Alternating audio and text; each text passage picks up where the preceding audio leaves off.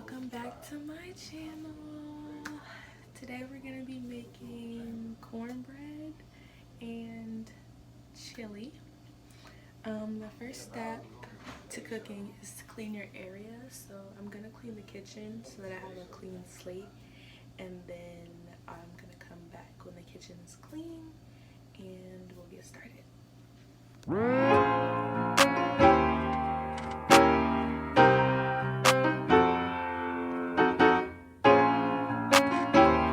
Don't roast me. We're kind of cheating with the soup mix, the cornbread mix. And then here's all the tools we're gonna need. So the first thing I'm gonna do is start on the soup mix and measuring the water.